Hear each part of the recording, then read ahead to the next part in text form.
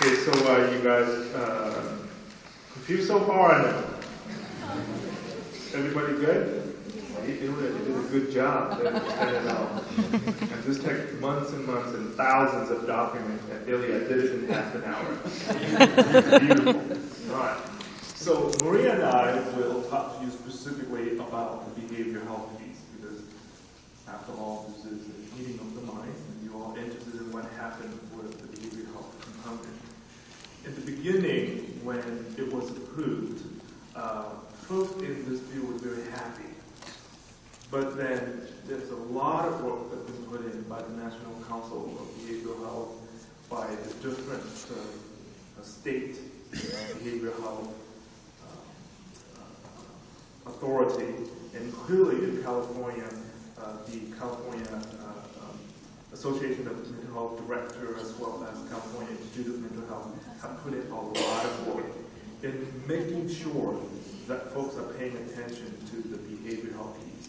Now, when I say behavioral health, I mean mental health and substance use disorder. Remember that term is interchangeable. People use it interchangeably, but as of now, whether or not you like it or you don't like it, when folks say behavioral health, it means substance abuse disorder and substance use disorder and mental health. And the reason I stress that piece is because in the beginning, it was all about mental health and little mention about substance use disorder.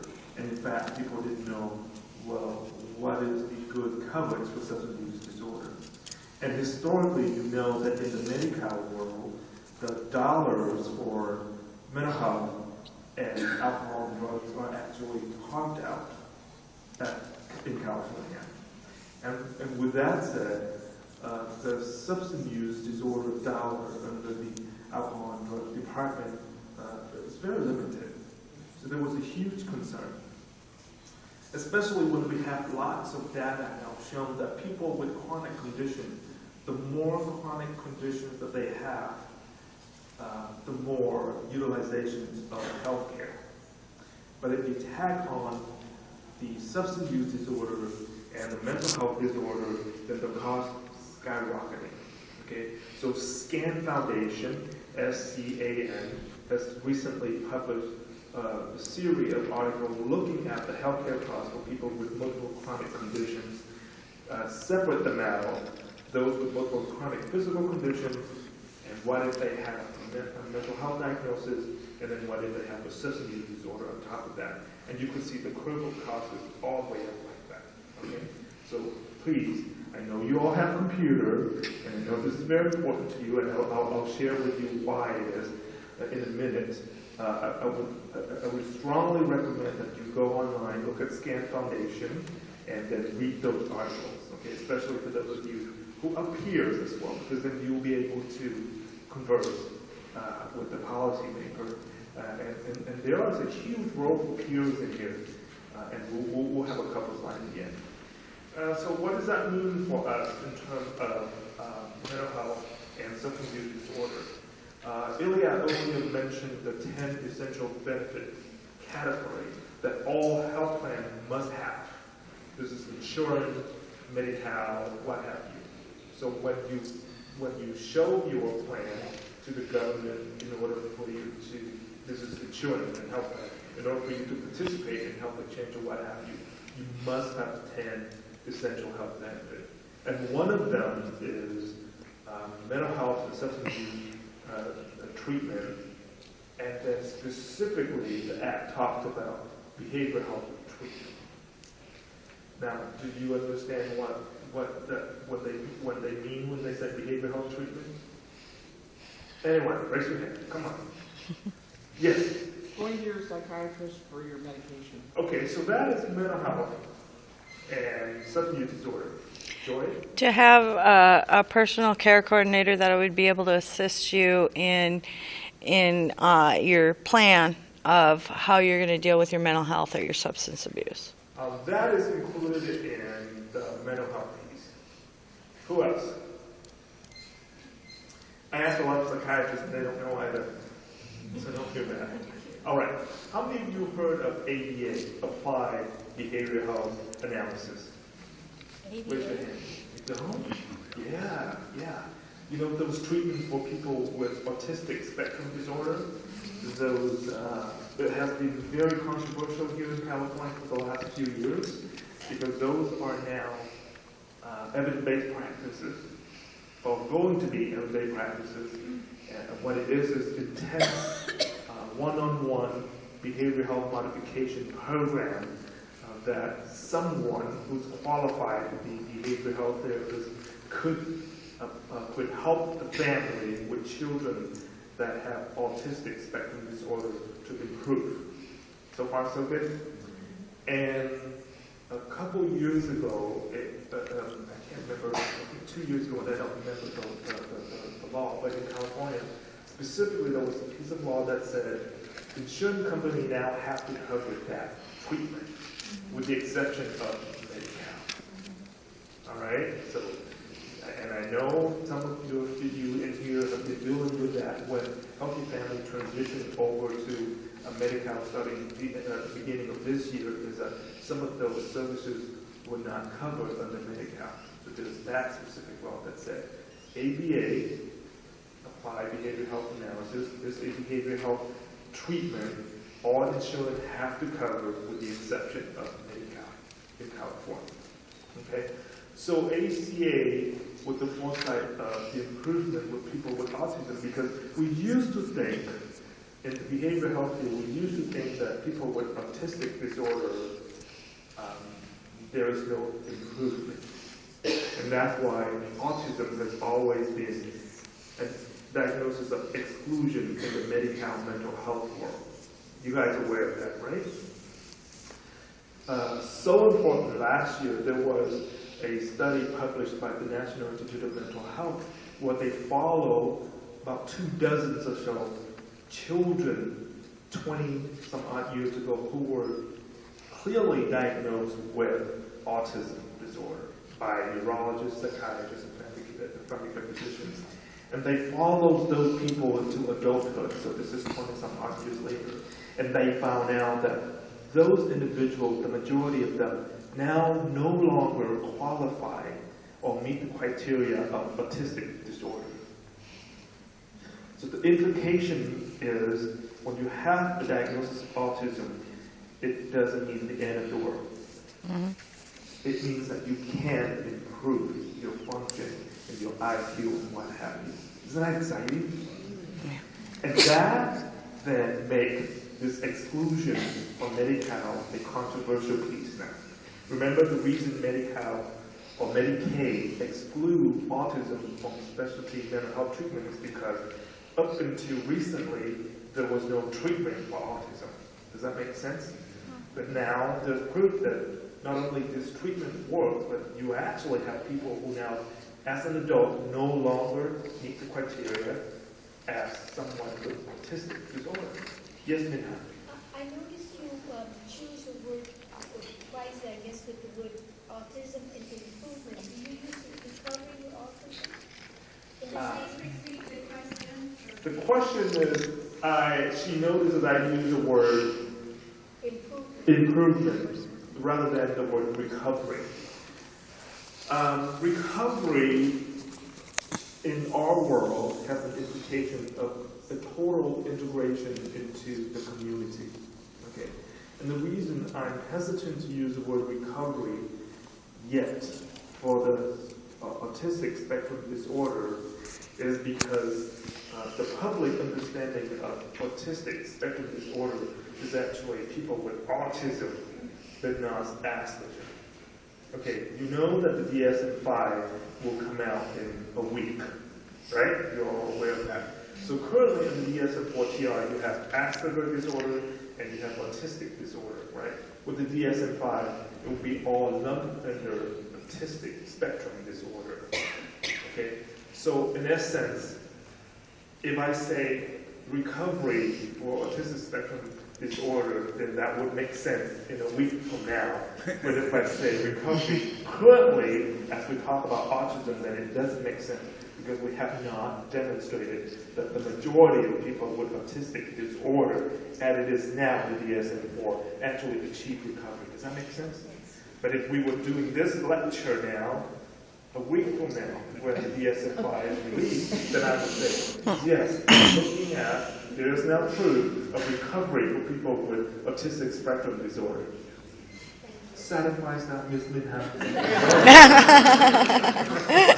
All right, so the government had the foresight, and it was actually a push from the National Institute of Mental Health, including specifically language that talk about behavioral health treatment for that category that include mental health and substance use disorder treatment. Yes? Yeah, can you tell us where the study is about those 20? You can go on National Institute of Mental Health and then Google autism. Okay. So come out. Or actually, in fact, you can go to Google and Google autism and ADA. And I know a lot of ADA practitioners now have cite that report as a basis of treatment. The issue with ADA is that, at least in California, as of now, there is not really one governmental entity that regulates what that means. Any one of us can go online and take online courses or go to university and take courses to be certified as an ABA therapist or counselor. And if you look, there's a wide variety of ranging from a few months of education to 2 years of education to a master's degree in ABA. There's a requirement of a few hundred hours of actually doing practicum versus thousands of hours of doing practicum. Okay? So it causes insurance company confusion. So who do I pay for? Who qualifies for me to pay for this? And you know ABA, the ABA, the original ABA protocol was developed by a psychologist out of UCLA, right? Yay! Yeah, for those people who are great here. So it was developed by psychologists at UCLA, but many other folks, because of jealousy, saying that, well, it really doesn't have to be that specific. You just have to do a bunch of behavioral modification, that people would improve, right? So the war is there. Just like drug company fighting, I have the best drugs. Well, the therapists, the people who invent these procedures, techniques on their side also said, I have the best technique. So we'll see, okay? Long-winded for one slide, but I think that's very, very important, especially for those of you who are parents or family that have loved ones with autistic spectrum disorder in a week. Yes, sir? And ABA practitioners have defined prescribed medications. An ABA practitioner cannot prescribe the medication. Only physician can prescribe medication. Okay? And ABA service is very intensive. It's ranging from 20-some hours a week, depends on which curriculum you follow, to 40-some plus hours a week, where a therapist or a counselor actually come to your home, watch the kid, the person, the young adult or the kid, watch his behavior within the family environment, within the social environment, and modify the behavior. Okay? So it's intensive. So it could be done by a peer. I know I have many peers in here. You could get yourself into schooling and be certified, honestly. Okay? There's a lot of money to be had. Hey, the light bulb just went on. Get together, get certified, and open a peer-run company that provides ABA services. There we go. Right. Okay. ACA mandates, and here's the key, parity between behavioral health and physical health benchmark coverage, which means insurance company, whatever plan there is, if you spend $1 for physical health care, you must spend $1 for behavioral health treatment. Simple as that. Does that make sense? Mm-hmm. If you put some limit, although they're not allowed to put limit, but if you do put some limits to the cost of reimbursement for behavioral health treatment, that limit must equal to the limit that you put on any surgical or physical health treatment procedure. Does that make sense? Okay, so that is huge. That is huge. Because it used to be, if you have bipolar disorder or you have schizophrenia and you go and you want to buy insurance, there was a, oh, no, thank you. Right? And so we have a lot of youngsters, even they came from very rich family, but the minute they hit 25 or 24, depending on which year you're talking about, where they're no longer covered with their parents' insurance, they're out on their own. Okay? Even if they have money, they couldn't buy insurance because it would cover them. Right? So the same UCLA study that Ilya talked to you about earlier also predicted that in California, at least there will be more than 500,000 adults with mental illness that will be eligible for coverage starting January 1st, 2014. That is huge. Over 500,000 of individuals with mental health needs. And that is if they know they have mental health needs. It's not thinking about folks who don't know that they have mental health needs. Okay? That means huge job security for all of us in this room.